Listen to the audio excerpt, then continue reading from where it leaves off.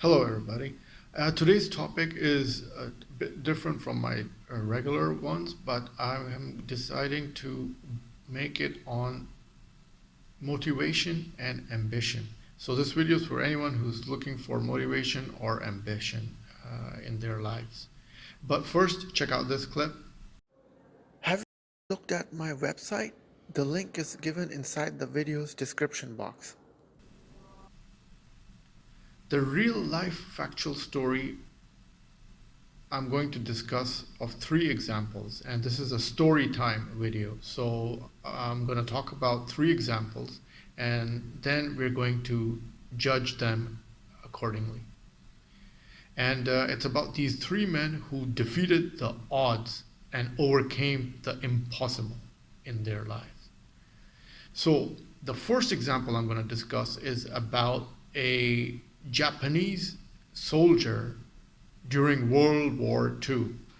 And basically, what happened is that his name is Hiro Onaido.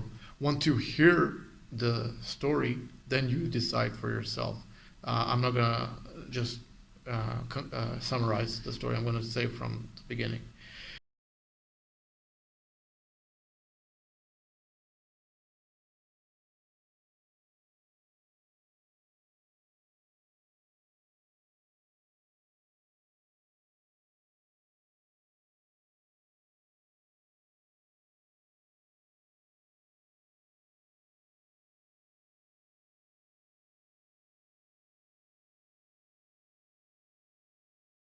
Hiro Onedo, who was a soldier for Japanese army during World War II, but apparently he was not aware of the fact that even by 1952 the war had ended, because the war finished, as we know, in 1945.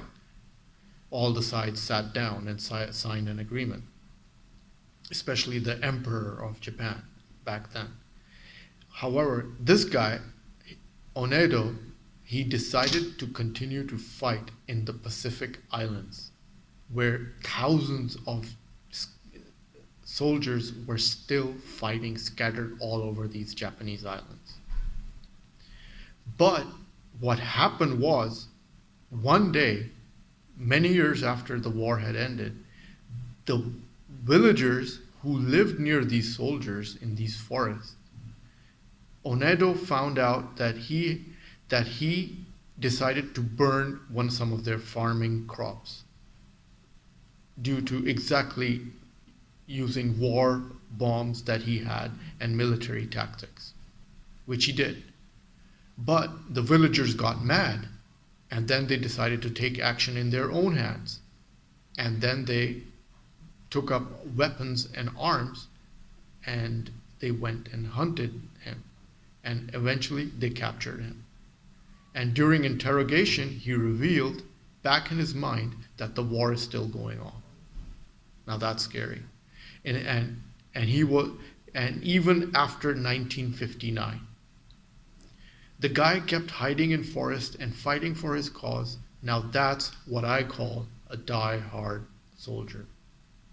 So everyone told him eventually, about the war being ended in 1945, and the world had moved forward.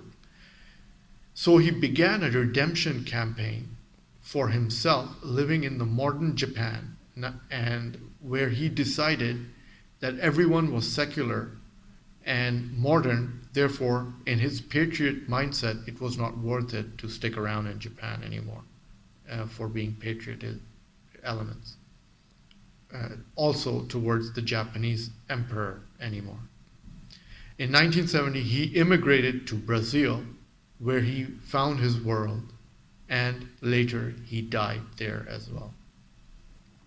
So this story, you can decide how surprising and shocking it is that a soldier continues to fight even after the war has ended and causes damage, and because of his unawareness.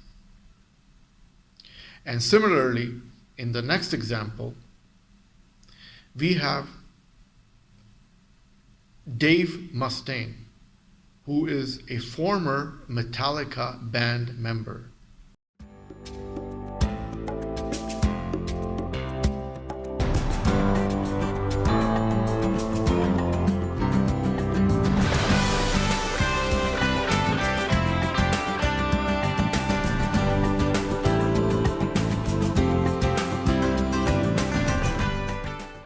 Who eventually gets kicked out of Metallica and started his own group in light of his failure to prove that he is still good, because in his mind he could not take the fact that he got kicked out of the band Metallica, and this was during the early years of Metallica rising to fame. But he got kicked out just before they were rising to fame. And then we all know what happened to Metallica. They exploded in super mega stardom, and all the band members became multi-millionaires. And Metallica to this day has 186 million record sales, or whatever the figure is, and they have their names in the Billboard's top 100. So, in order to overcome his failure as a rock star band member, Dave Mustaine started his own group called Megadeth. And he continued to play his guitar, recruited other musicians, built his own music band, and his Megadeth band actually became famous. Now that's surprising. You get kicked out of Metallica, you start your own band, you get famous, and of course Megadeth is not as famous as Metallica is, but for one man's failure to continue his persistence in success, he reaches some level of success in level of parity with the band Metallica. And he has been to many concerts, Dave Mustaine, and he's played many live concerts and earned over millions of dollars himself.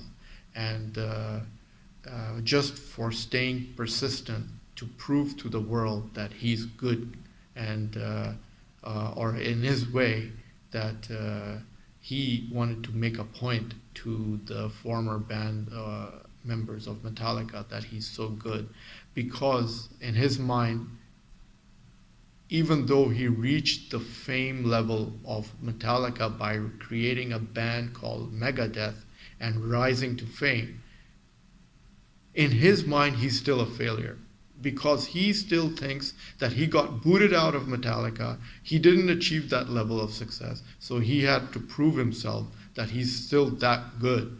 And of course, you can't compare the level of sales of Metallica to level of sales of Megadeth. But if you look at 4 members of Metallica collectively working as a group of Metallica and rising and making record sales, compared to this one guy who did everything, created his own band and worked hard to form a group, and he managed to pull a success with this band, it's amazing what one guy achieved versus the 4 guys. They had 4 guys to do it together, where one guy single-handedly did in his own. So this is another story of perseverance and striving for your goals and ambitions. And similarly, we have a third example, who is Pete Best of the Beatles.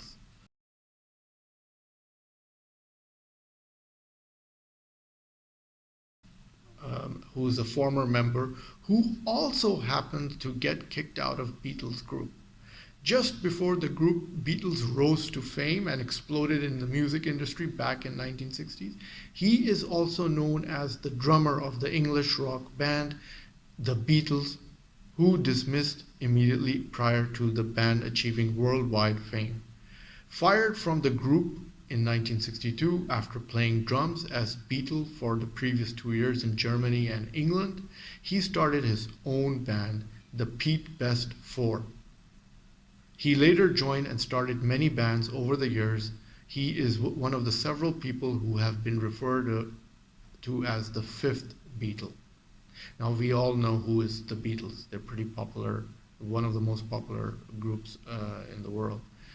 And over here, the same situation happens. He gets kicked out and he starts his own band, but this story is a little bit different than the previous Metallica members. The moral of the story is, after being kicked out of mega popular Beatles group, Pete Best resorted to life of finding true love. He fell in love with a woman who he married, his wife. He continued to love her, and then he had children. He diverted his failure towards his family and his wife and his children, who were the center of his focus of his life.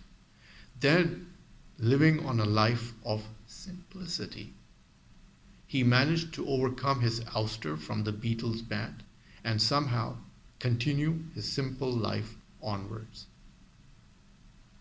So, over here we have a member who gets kicked out, and then he has to deal with everyday issue of what he's witnessing of his former group Beatles rising to fame every day, watching tabloids, news stories, and he has to live with himself. What does he do?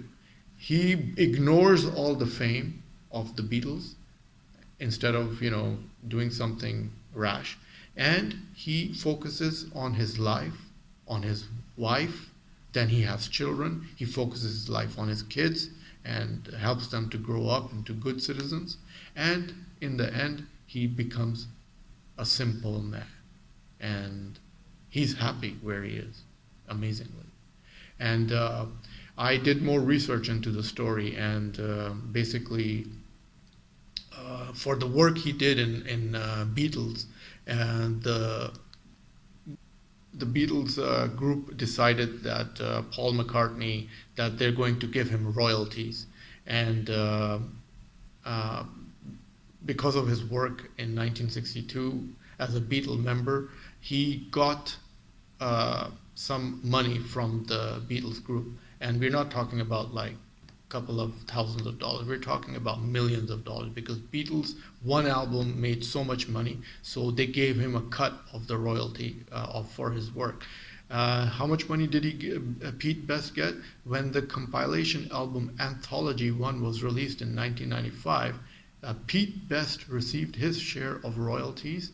He never mentioned the amount, but some people speculated that he got somewhere around $9 million or more. Pete Best almost made it to the proverbial top of rock and roll list. He almost became a legend alongside the Beatles. And then did Paul McCartney ever talk to Pete Best? Yes, he did. Paul contacted him to inform him that his royalties were due to him as a result of the Anthology project in the 1990s. The sum of the money was quite substantial and improved Pete Best's finances as a good deal. So this is the situation. He still persevered his life. He didn't give up. He continued. He built his life around his family, and he still continued to play music with one-off odd concerts. And in the end, of course, his fellow band members took care of him in 1995 when they paid him so much money. So if you analyze all these stories, you will see a similar pattern of perseverance, motivation, rock-solid desire to succeed despite all odds. That's the moral of the story. And out of all these inspiring stories, I feel the individuals could have forgotten their misfortunes and moved on with their life, but they did the opposite. And they continued to strive towards their ego and success, and which they win in the end. Even if just listening to their stories is quite shocking. My favorite story was, it was the Metallica and the Onedo hero, who remained on the battlefield, strived for the Japanese army, and continued to fight even after the war was over. Now, that's what I call patriotism. And for Metallica, that's what I call creativity. because he created his own band, Megadeth, and in the eyes of other four band members, he still rose to fame on his own. Well, I hope you enjoyed today's video. As always, click like to like the video and click the red button to see more of the videos. Enjoy this video? Then must have a look at these videos.